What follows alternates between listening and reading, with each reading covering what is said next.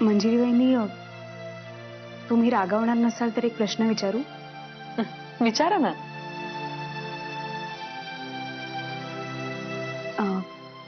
तुमच्यामध्ये आणि सत्यजित दादांमध्ये काही वाद चालले आहेत का?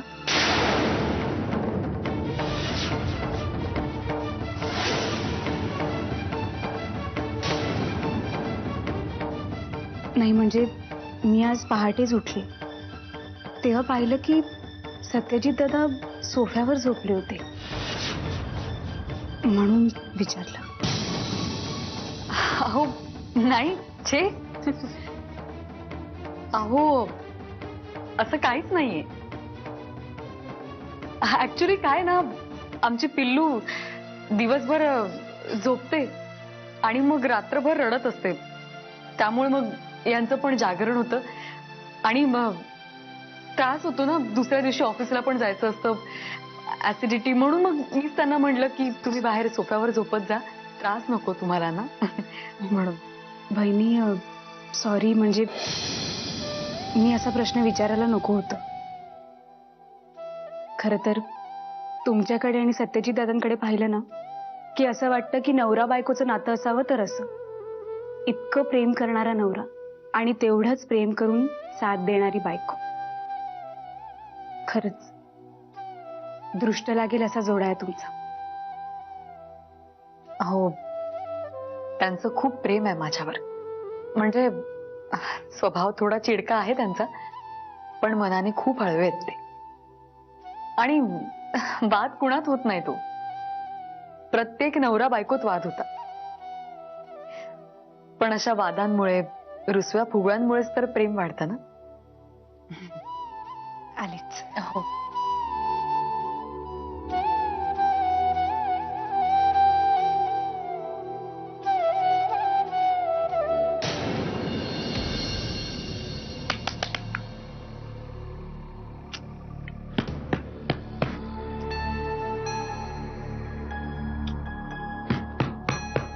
अगं ये, काय जीव काढतेस की काय त्या रिमोटचा? तो जीवच काढणार आहे. चालू होत नाही टीव्ही आणि. मग त्याचा गळा दाबून काय होणार आहे का? हा, जा जाऊन सेल बदल बिंडो. अडाणी नाहीये मी, सकाळीच सेल बदलले त्याच. मग जा आणि त्या टीव्हीच्या टपलीत मार. तुला माहितीये का नेत्रा, भारताने जगाला दिलेला हा महान आविष्कार आहे. कुठचंही यंत्र बंद पडलं ना की जाऊन त्याचे खाडखण ठेवून द्यायचे. मग ते मोबाईल असो, टीव्ही असो, फलाना डिकाना. माझ्या समोर एवढं ज्ञान पाजळण्यापेक्षा जाऊन स्वतः कर ना जे काय करायचं ते. चालू करून दे टीव्ही मला. गौरंग, काय बोलते अरे मी? उठ ना जरा. हे घरात ना एक गोष्ट माझ्या मनासारखी होत. दिवसभर राबायचं, मध्ये 2 घटका वेळ मिळतो तेवढ्यात करमणूक करून घ्यावी स्वतःची म्हणलं तर टीव्ही बंद आहे. ए टाटा मास्टर, जा हॉल मध्ये जाऊन टीव्ही बघ चल.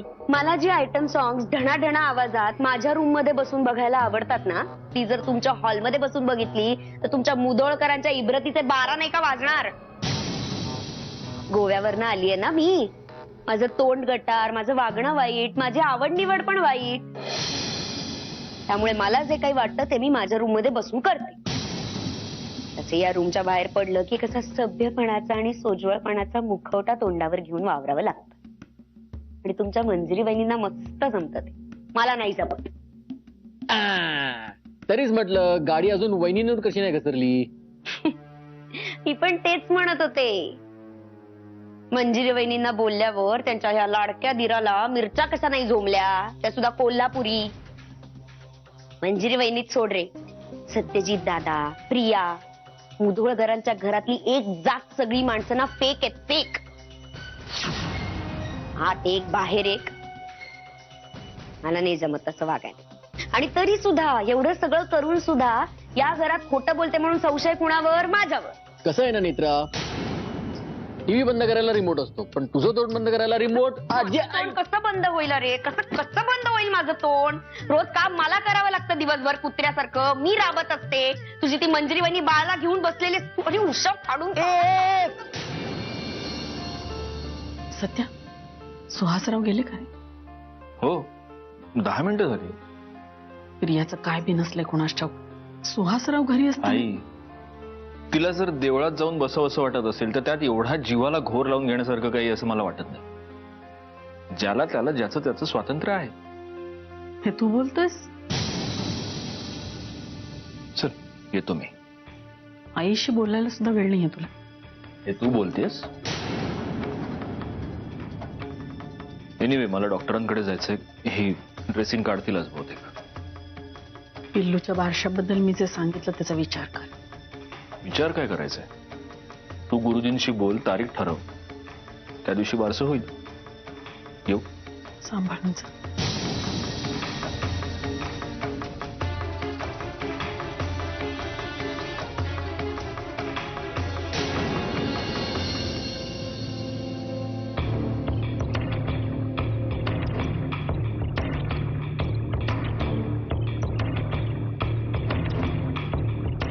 मिस्टर होळकर, हे जे काही तुमचं म्हणजे तुमच्या भाषेत अधःपतन झालंय त्याला मी जबाबदार नाहीये. माझा ह्या सगळ्याशी काहीही संबंध नाही. आम्ही म्हटलंय संबंध आहे म्हणून. नाही, मला असं वाटलं होतं तुम्ही म्हणाल तुझ्यामुळे झालं हे सगळं, तू आम्हाला अडकवलंस वगैरे वगैरे, म्हणून मी क्लिअर करायला आले. बाजू क्लिअर झाली, निघा. निघणारच आहे, पण मी इथे तुम्हाला हे दाखवायला आले की तुम्ही इथे जेलमध्ये असताना मी बाहेर कोल्हापूर सोडून पळून नाही गेले. इथे आले तुम्हाला भेटायला, तुमची मदत करायला आणि तुम्हाला हे सांगायला की तुमच्या एक्स वाईफ मिसेस मंजुषा दादासाहेब होळकर ह्या सध्या कुठे आहेत. मंजुषाताई सध्या मुधोळकरांच्या घरी राहत आहेत.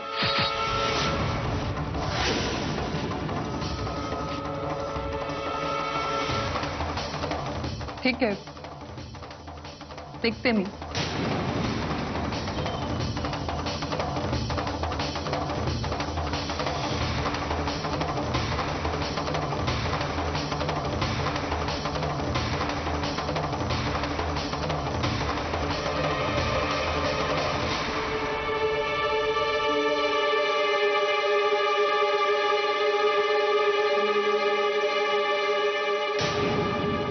जब भी जी चाहे नई दुनिया बसा लेते हैं लोग. एक चेहरे है एक कई चेहरे लगा लेते हैं लोग. एक चेहरे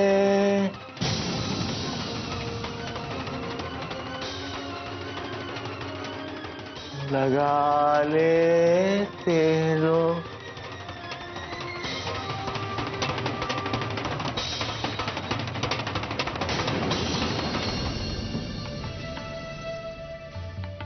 अरे तू अजून इथेच आहेस? हा, जस्ट आत्ता आलो मी 5 मिनिटापूर्वी.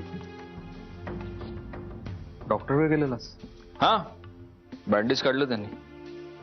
जखम भरली आहे, निदान काही जखमा तरी भरतात.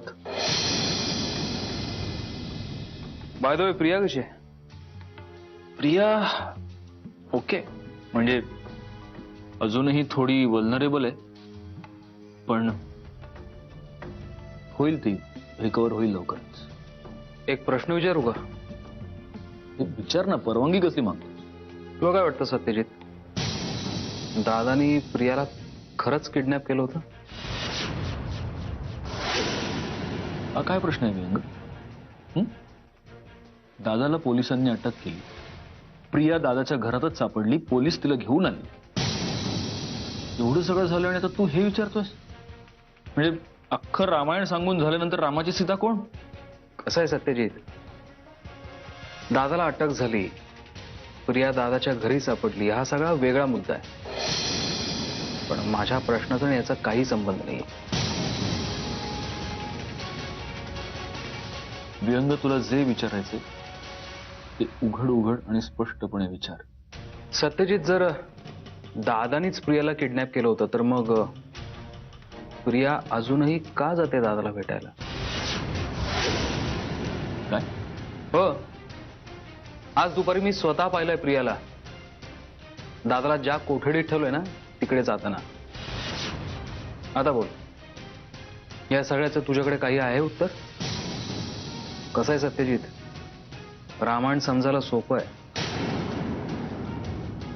पण प्रियासारख्यांना समजून घेणं जाम कठीण आहे.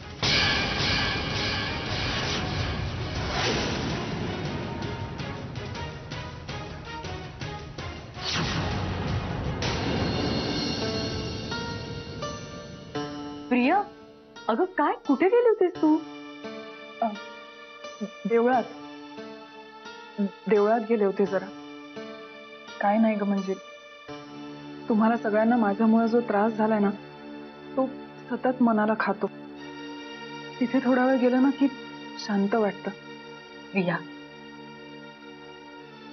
हे काय चाललंय तुझं? हे बघ, उठली तू, चल आतमध्ये, मला बोलायचं तुझ्याशी. अरे अरे अरे अरे, काय झालं? बाप रे, नाही नाही नाही, शांत हो, शांत. हे बघ हे बघ हे बघ काय, हे बघ काय. ओ ग माझे पिल्लू, झोपा झोपा झोपा, बाश बाश बाश.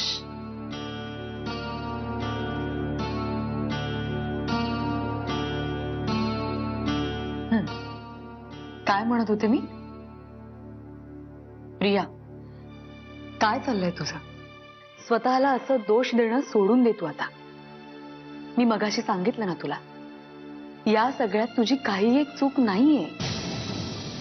तुझ्या मनाला योग्य वाटतं तेच केलंस ना तू.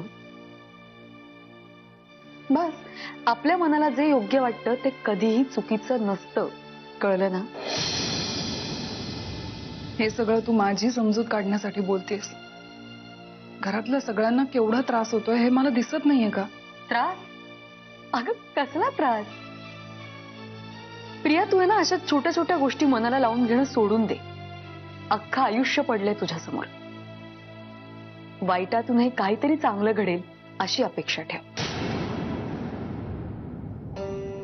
वाईटातून चांगल्याची अपेक्षा करणं म्हणजे काय असतं हे माझ्याशिवाय चांगलं तुला दुसरं कोणीही सांगू शकणार नाही. आजपर्यंत तेच करत आले आम्ही आणि अजूनही करतेच आहे. मंजिरी, सोडते.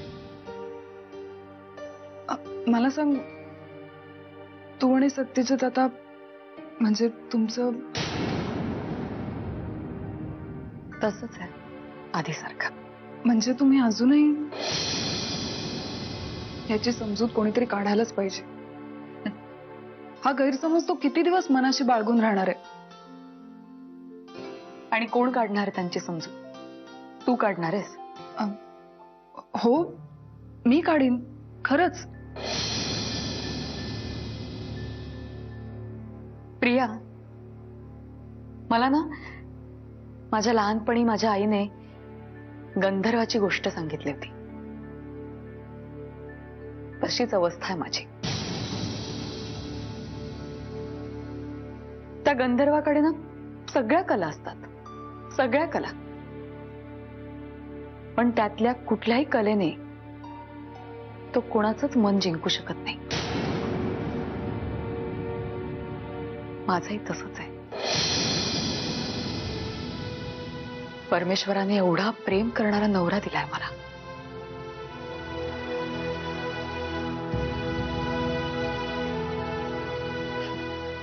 मुली केवढ्या नवस करतात अगं, चांगला नवरा मिळावा म्हणून. त्यातलं मी कधीच काहीच केलं नाही. पण तरी प्रचंड प्रेम करणारा नवरा दिलाय मला देवाने. पण त्यांचा संशय माझ्या माथी शाप बनून राहिलाय.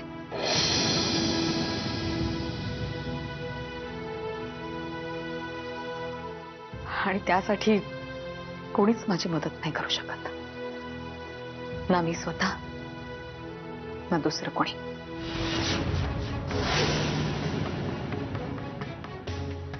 पण मी मात्र नक्की काहीतरी करीन. म्हणजे तुमच्या दोघांमध्ये हा जो तणाव आहे तो मी नक्की दूर करीन.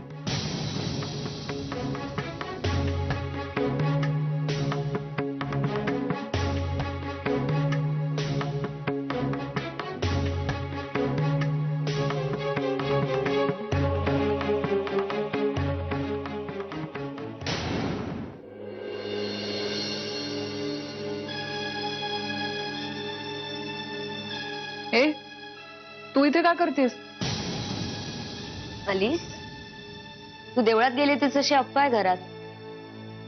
देवळातच गेले होते. अरे देवा, त्या बिचाऱ्या देवाला तरी सोड, का चळतेस त्याला? नेत्रा, शडा. तू माझ्या खोलीत काय करतेस ते सांग आधी. कसं आहे ना प्रिया, मीरा गेल्यापासून या घरातली ऑफिशियल मोलकरीण आहे की नाही मी. मग माझी सगळी कामं संपल्यानंतर जरा घटकाभर विश्रांती घ्यावी असंही वाटतं मला. पण आज आमच्या खोलीत आमचे हे काम करत बसले. इथे कोणीच नव्हतं म्हणून इथे आले. अच्छा, पण तोंड बंद ठेवून बसायला जमणार असेल ना तरच बस, नाहीतर गेट लॉस्ट. मला फुटायला सांगणारी तू कोण ग? मालकीणीच्या घराची? ऑफकोर्स, कारण भविष्यात मी या घराची मालकीण होऊच शकते. भविष्य, भविष्यावरनं आठवलं प्रिया, अनपेक्षित संकट येतील. काय? वृश्चिक रास आहे ना तुझी? तुला कसं कळलं? दुसरी कुठली रास असूच शकत नाही तुझी. तर तुझं आजचं राशी भविष्य आहे, अनपेक्षित संकट येतील. नेत्रा, फालतू बडबड नकोय. निघ इकडं. या पेपर मध्ये लिहिलेलं भविष्य खरं ठरतं. माझ्या भविष्यात लिहिलंय, हातून परोपकार घडतील. पण आपण केलेले उपकार जर दुसऱ्याला फालतूपणा वाटत असतील तर त्याला आपण तरी काय करणार ग? नेत्रा, तू बाय.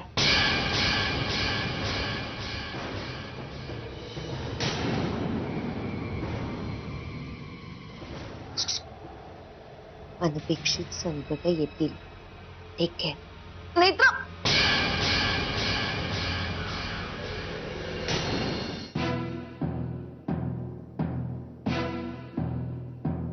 वहिनी, मी तुला मगासपासून समजवायचा प्रयत्न करते, तू समजूनच घेत नाही. मी समजेल असं बोलतच नाही आहात. हे समजा जाऊ दे. तू एकच गोष्ट ध्यानात ठेव, तू प्रियाचं लगीन लवकरात लवकर ठरवून टाक. तू ना सुहासरावांशी बोलून घे, ते तुझं नक्की ऐकतील. ठीक आहे, मी बोलून घेईन त्यांच्याशी. तू असं का करत नाहीस? तू आत्ताच फोन कर बघू. आत्ता? वय आत्ता. ये बघ वहिनी, मला फार काही समजत नसलं ना तर एवढं मात्र नक्की समजतं की लोणी आणि इस्तव कधी बी एकत्र ठेवू नये. माणसं, तुम्ही कोड्यात नका बाई बोलू. स्पष्ट काय ते सांगा ना.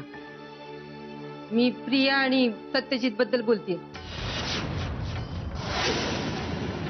अच्छा, तुम्ही त्यांना? नाही वहिनी, तसं काय बी नाही. पण आपण उद्याची काय शाश्वती देऊ शकतो ना? आणि असं बी प्रियाची सध्याची मनस्थिती तुला ठाव आहे ना? आणि आपला सत्य गैरसमजुतीनं म्हणा किंवा त्याच्या हट्टापायी म्हणा मंजिरीपासून दुखावलाच गेला आहे ना? आता अशा दोन व्यक्ती एकत्र आल्या नाही, म्हणजे मला काय म्हणायचं तुला कळतंय ना? मी असं समजा स्पष्ट नाही सांगू शकत तुला. आता आपल्या दोघींमध्ये काय आडपडदा नाही म्हणून मी हे समजा तुला सांगते. एक गोष्ट मला खरी खरी सांगा, तुम्ही नक्की त्या दोघांना? नाही वहिनी, खरंच तसं काय नाही आहे. फक्त मी जे काही तुला सांगितले ना ते ध्यानात ठेव. आणि सुहासरावांना फोन करशील ना आजच? हं?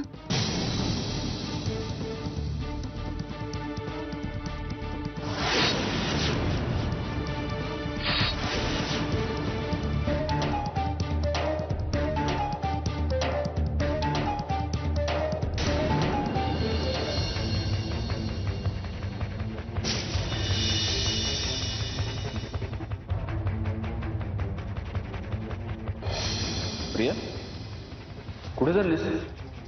बाहेर चालले. घरात बसून तेच तेच विचार येतात डोक्यात, म्हणून म्हटलं जरा बाहेर पडावं. घाबरू नको, आत्महत्या करायला नाही चालले, देवळात चालले. तिथे बसल्यावर जरा शांत वाटेल म्हणून चालले. चल मी पण येतो तुझ्या बरोबर. कशाला? सत्यजित ज्यावेळी हातापाया पडून विनवण्या करत होते तेव्हा ढुंकूनही बघितलं नाहीस माझ्याकडे. आता कशाला सोबत करतोय?